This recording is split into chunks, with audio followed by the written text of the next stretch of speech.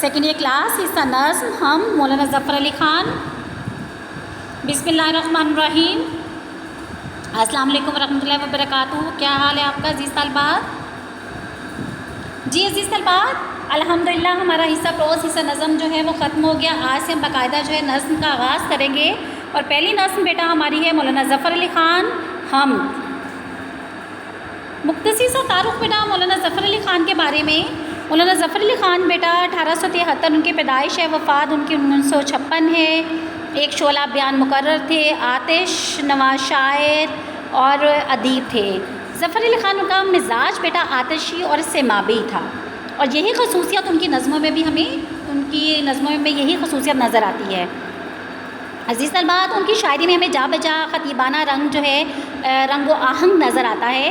وہ پرشکوہ الفاظ اور عمدہ ترکیب استعمال کر کے بلند بانگ لہجہ اختیار کرتے ہیں، لہٰذا ان کی شاعری میں ولورہ جوش نمایاں نظر آتا ہے. ان کی نظموں میں سیاست حاضرہ کی طرح بامعنی و پرزور اشعار موجود ہیں. ظفر علی خان کی حمدی اور نعتیہ شاعری بھی اردو ادب کا گہرا قدر اثاثہ ہے. ان کی حمد و نعت میں جو ہمیں خلوص و محبت، صداقت اور حقیقت کا رنگ جو ہے ہمیں جھلکتا نظر آتا ہے. عزیز طلبات، حمد و نعت میں بھی ان کا لہجہ ہمیں نہایت پرشکوہ اور اثر انگیز ہے. بہارستان، نگارستان، خیالستان، چمنستان، جسیات اور ارغان قادیان ان کے شعری مجموعے ہیں. عزیز طلبات دیکھیے، باقاعدہ سے ہم ان کی جو ہے نظم ہم کے بارے میں جو ہے ہم بات کریں گے. ہم کے بارے میں تھوڑا سا میں بیٹا تعارف بیان کر دوں کہ دیکھیں اردو ادب کے اسلام میں ہم اس نظم یا غزل کو کہتے ہیں جس میں ہم کیا کرتے ہیں، اللہ تعالیٰ کی تعریف بیان کی جاتی ہے بیٹا.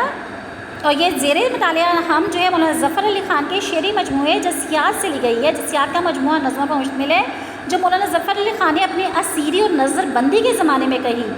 یہی وجہ ہے کہ جسیات کی نظموں میں جذبات کی سچی عکاسی اور تاثرات کا بے ساختہ اظہار ہمیں بیٹا ملتا ہے. پہلا شعر ہے اس نظم کا بیٹا، پہنچتا ہے ہر ایک مہکش کے آگے دورے جام اس کا، کسی کو تشنہ لب رکھتا نہیں لطف عام اس کا. مہکش شراب معرفت پینے والا، تشنہ لب بیٹا آتا ہے پیاسا، دورے جام شراب کے پیالے کا ہر ایک کے سامنے باری باری آنا. لطف عام کا مطلب سب کا یکساں مہربانی اور کرم ہونا. دیکھیں عزیز طلبات، اس شعر میں ظفر علی خان نے اللہ تعالیٰ کی حمد و ثنا بیان کرتے ہوئے کیا کہہ رہے ہیں کہ اس دنیا میں کی کوئی شے بھی اللہ تعالیٰ کی رحمت و فضل سے محروم نہیں ہے. اس نے اس کائنات کو پیدا کیا اور وہی اس کا کیا ہے، نگہبان ہے. اللہ تعالیٰ قرآن میں فرما رہے ہیں وَرَحْمَتِي وَاسِعَتْ كُلَّ شَيْءٍ، یعنی میری رحمت ہر شے کا احاطہ کیے ہوئے ہے. ان سے آپ یہ کہہ سکتے ہیں کہ اس کی ان بے پایا نعمتوں میں ہر کوئی بلا شکت غیر شریک ہے، اور وہ سب کی جملہ ضروریات کا کیا کر رہا ہے، کفیل ہے. قرآن مجید میں اللہ تعالیٰ ایک اور جگہ کیا ارشاد فرما رہا ہے، وَهُوَ خَيْرُ الرَّازِقِينَ، اور وہ سب سے عمدہ رزق دینے والا ہے. وہی اپنی مخلوق کی ہر قسم کی ضروریات کو پورا کرتا ہے. وہ کسی کو بھی اپنی عنایات سے محروم نہیں رکھتا. اس کی محفل کی مثال ایسی ہے جیسے شراب خانے میں شراب طہور کا دور چل رہا ہوتا ہے نا، اور ساقی کیا کرتا ہے، ساقی ہر مے خوار کو شراب کا جام پیش کرتا ہے. اسی طرح ساقی ازل ہر کسی کو اس کے ذوق اور صلاحیت کے مطابق اپنے فضل و انعامات سے نوازتا ہے، اور اس کا یہ فضل اسی رحمت سب پر عام ہے. اس دنیا کی ہر شے اللہ تعالیٰ کی ذات کی محتاج ہے، اور وہی سب سے بے نیاز اور اپنی ذات میں آپ محمود ہے.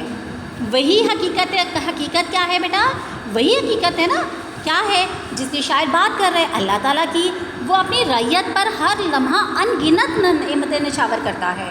اللہ تعالیٰ کے نزدیک تمام مخلوقات برابر ہیں. بادشاہ ہو یا فقیر، ہر کسی کو رزق دینے اور نوازنے والی ذات کون سی ہے، اللہ تعالیٰ کی، جو پتھر میں بھی کیڑے کو پالتی ہے، کیونکہ اللہ تعالیٰ کے سوا رزق کا دعویٰ کوئی نہیں کر سکتا. جی عزیز طلباء، شعر نمبر 2 ہے، گواہی دے رہی ہے یکتائی پہ ذات اس کی. گواہی دے رہی ہے اس کی یکتائی پہ ذات اس کی، دوئی کے سب نقش جھوٹے ہے سچا ایک نام اس کا. گواہی دینا ہوتا ہے شہادت کسی بات کی نیت میں، اصلیت کے بارے میں آپ کہہ سکتے ہیں تصدیق کرنا ہوتا ہے، بیان دینا. دوئی کا مطلب بیٹا دو ہونے کی حقیقت. توحید کی اس کو ہم ضد کہتے ہیں، شرک. یکتائی ہوتا ہے اکیلا ہونا، بے مثال ہونا. نقش ہوتا ہے نشان یا تصویر. عزیز بات، اس شعر میں شاعر نے اللہ تعالیٰ کی فدانیت کا ذکر کیا ہے کہ اس کی ذات واحد اور لا شریک ہے، اس جیسا اس کائنات میں کوئی نہیں، لہٰذا شرک کے سب نظریے کیا ہیں؟ باطل ہیں۔ قرآن پاک میں ارشاد ہے لیس کمثلہ شیء، اس جیسی اس کائنات میں کوئی شے نہیں، اس جیسی کائنات میں کوئی شے نہیں، لہٰذا کیا ہے؟ اس کی ہستی ایسی ہی بے مثل ہے کہ کسی کو اس پر قیاس بھی نہیں کیا جا سکتا۔ قرآن پاک میں اللہ تعالیٰ کیا فرما رہا ہے؟ قرآن پاک میں اللہ تعالیٰ فرما رہا ہے کہ آپ تصور کو یوں سمجھا گیا ہے کہ اگر اس کائنات میں کیا ہوتے، ایک سے زیادہ خدا ہوتے تو اس کائنات کا نظام درم برہم ہو جاتا۔ ظاہر ہے بیٹا کہ ایک سلطنت کے 2 بادشاہ ہوں تو ملک کا نظام کیا ہو جاتا ہے؟ انتشار کا شکار ہو جاتا ہے نا۔ خدائے ذوالجلال اکیلا ہی اس کائنات کا حاکم و فرمانروا ہے، اور اس کی مثال ہمارے پاس کیا ہے بیٹا؟ سورۃ اخلاص ہے، آیت الکرسی ہے، جس کی ایک ایک آیت میں اللہ تعالیٰ کے ایک ہونے کی کیا ہے؟ مثال ہے، دلیل ہے۔ خواجہ میر ترک میں بیٹا اس مضمون کو اس طرح سے کہا ہے، وحدت میں تیری حرف دوئی کا نہ آ سکے گا، وحدت میں تیری حرف دوئی کا نہ آ سکے، وحدت میں تیری حرف دوئی کا نہ آ سکے، آئینہ کیا مجال تجھے منہ دکھا سکے۔ عزیز البات،